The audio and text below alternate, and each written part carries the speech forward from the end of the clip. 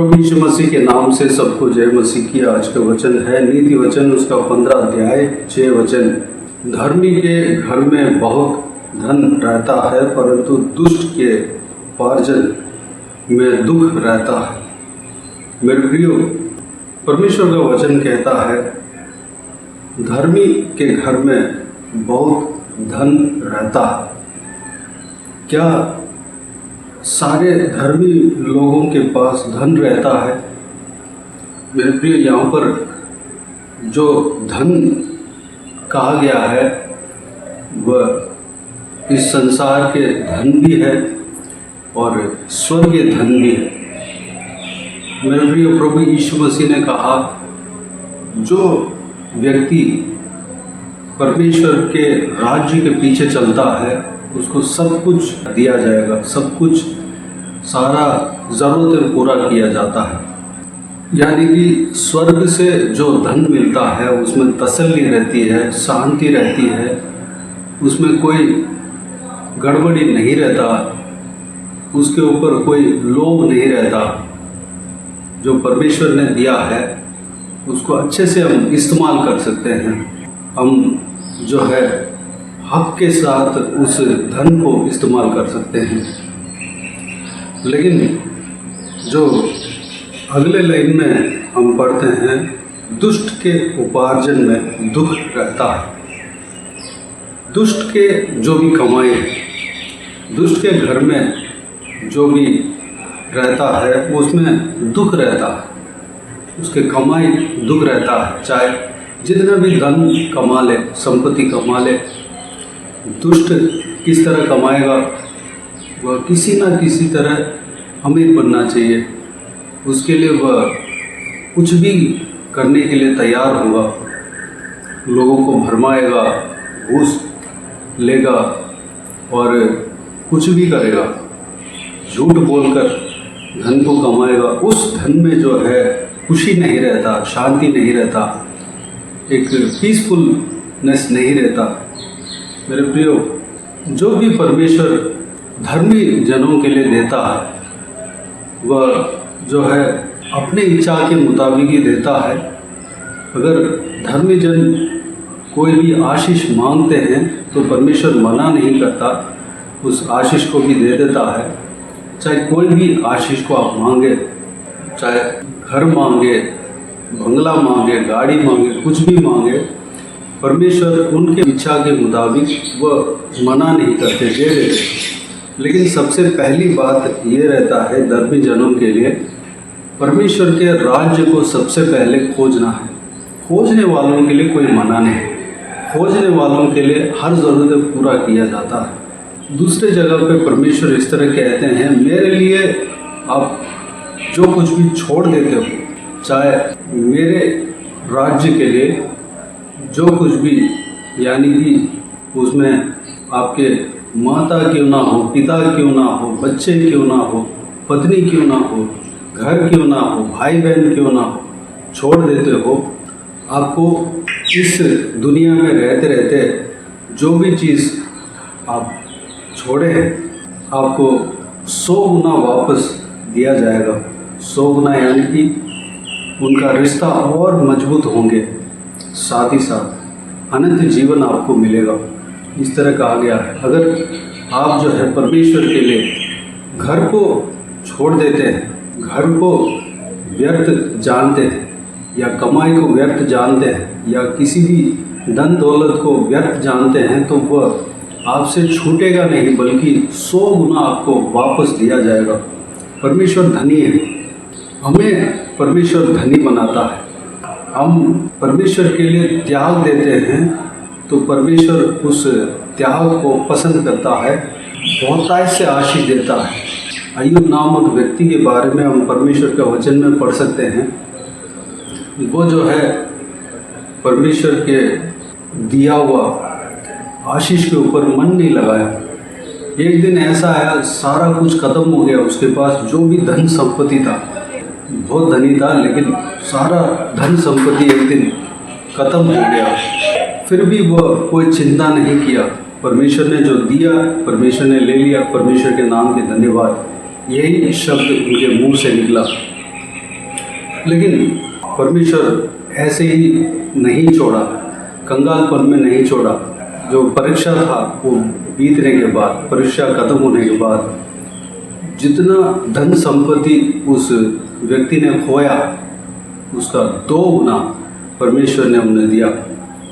अगर 20 ऊँट है तो 40 ऊँट उनको मिला, 40 गाय है तो 80 गाय उन्हें मिला, और भी संतानें जन्म हुए।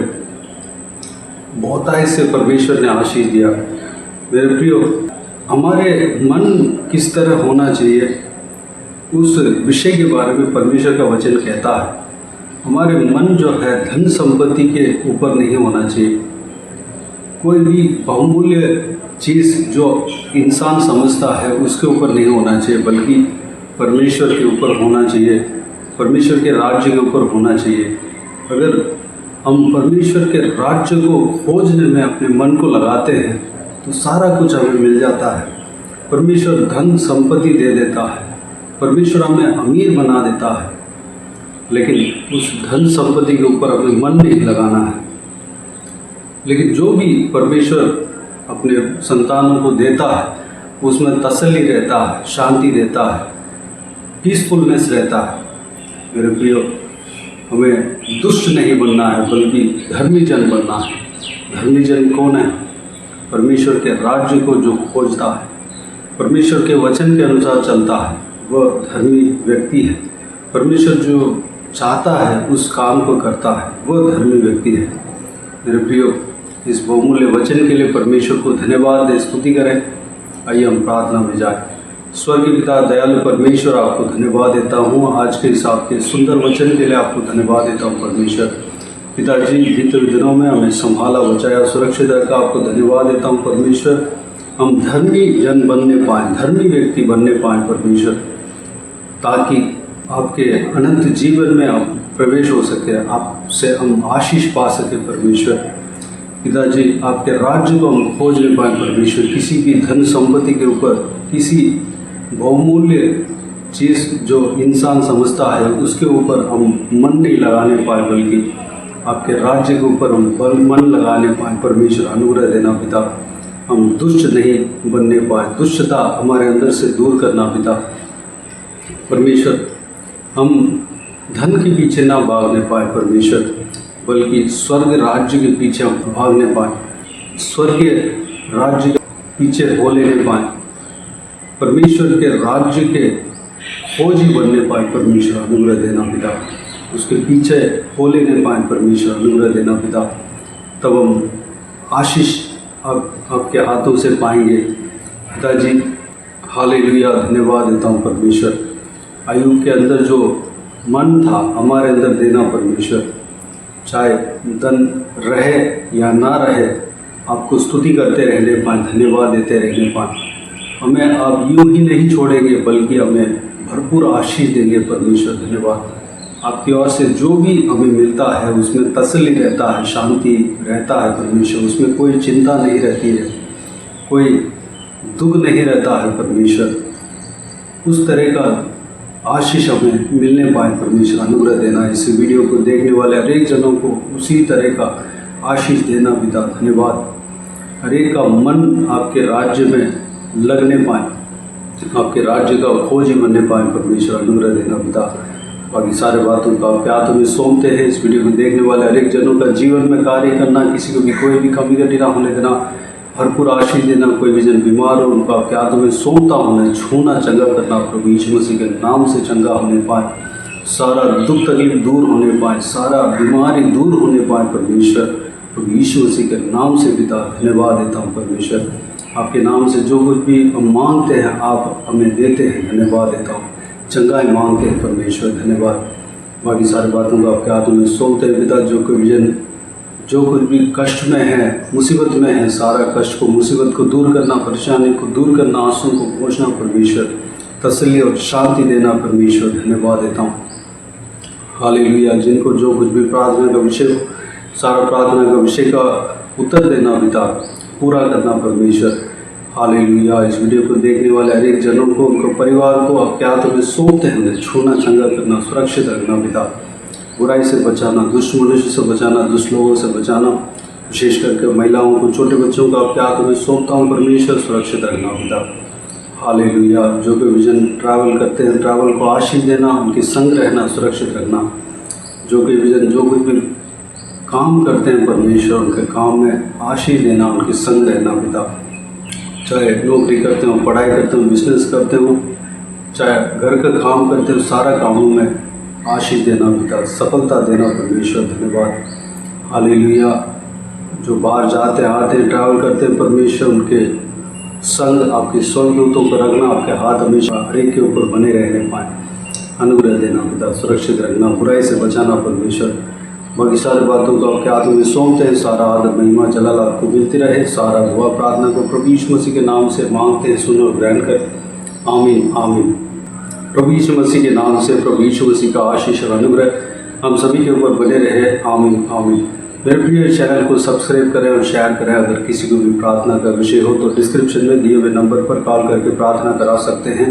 हम आपके लिए प्रार्थना करेंगे। आप अपने व्यक्तिगत प्रार्थना में हमारे लिए प्रार्थना कीजिए, इस सेवकाई के लिए, इस सेवकाई का उन्नति के लिए, इस सेवकाई में जुड़े हुए हर एक जन के लिए, हर एक आत्मिक उन्नति के लिए, तरक्की के लिए, आत्मिक आशीष के लिए, संसारिक आशीष के लिए, पारिवारिक आशीष के लिए प्रार्थना करें।